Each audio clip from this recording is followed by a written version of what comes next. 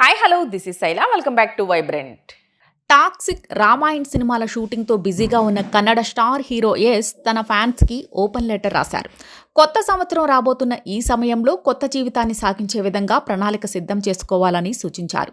Fans అభిమానం అసాధారణమైనది. అయితే fans చూపిస్తున్న అభిమానం వల్ల కొన్ని దురదృష్టకర సంఘటనలు జరుగుతున్నాయి.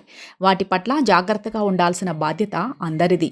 అభిమానం చూపించే విధానంలో మార్పు రావాలి. అలాగే మీరు చూపించే అభిమానం ఎవరిని ఇబ్బంది కలిగించవద్దని ఎస్ విజ్ఞప్తి చేశారు. పుట్టినరోజు వేడుకల పేరుతో చేసే కార్యక్రమాల విషయంలో జాగ్రత్తగా ఉండాలని ఎస్ పేర్కొన్నారు.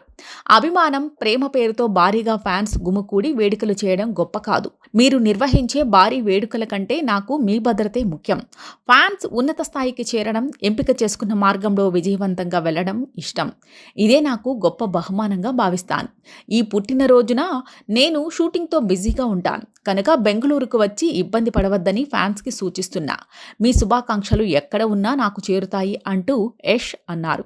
ప్రతి ఒక్కరూ సురక్షితంగా ఉండాలంటూ 2025 ప్రతి ఒక్కరికి సంతోషాన్ని, సక్సెస్ని ఇవ్వాలని కోరుకుంటున్నాను అంటూ లేఖలో పేర్కొన్నారు.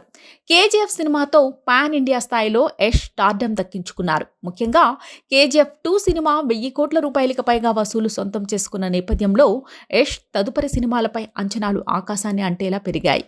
ఈ అంచనాలను అందుకోవాలనే ఉద్దేశంతో చాలా కాలం వెయిట్ చేసి ఎన్నో కథలు విన్న తరువాత టాక్సిక్ సినిమాకు కమిట్ అయ్యారు. మలయాళ దర్శకురాలు గీతూ మోహన్ దాస్ ఈ సినిమాకు దర్శకత్వం వహిస్తున్నారు. భారీ అంచనాల నడుమ పాన్ ఇండియా రేంజ్లో రూపొందుతున్న టాక్సిక్ సినిమా విడుదల కోసం యష్ కన్నడ ఫ్యాన్స్ మాత్రమే కాకుండా దేశవ్యాప్తంగా ఉన్న ఫ్యాన్స్ ఎదురు చూస్తున్నారు. టాక్సిక్తో పాటు యష్ మరోవైపు రామాయణ్ సినిమాలోనూ నటిస్తున్నారు. నితీష్ తివారీ దర్శకత్వంలో భారీ బడ్జెట్తో రూపొందుతున్న రామాయణ్ సినిమాలో యష్ అత్యంత కీలకమైన రావణ్ పాత్రలో కనిపించబోతున్నారు.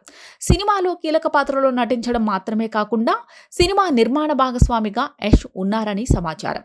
ఈ భారీ చిత్రంలో రావణుడి పాత్రలో కనిపించేందుకు గాను యష్ ఏకంగా 200 కోట్ల పారితోషికాన్ని అందుకుంటున్నారనే వార్తలు వస్తున్నాయి.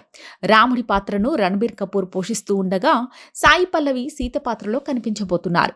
రామాయణ్ సినిమాను 2-3 పార్టులుగా ప్రేక్షకుల ముందుకు తీసుకురాబోతున్నారు. ఇలాంటి లేటెస్ట్ అప్డేట్ కోసం చూస్తూనే ఉండండి వైబ్రెంట్.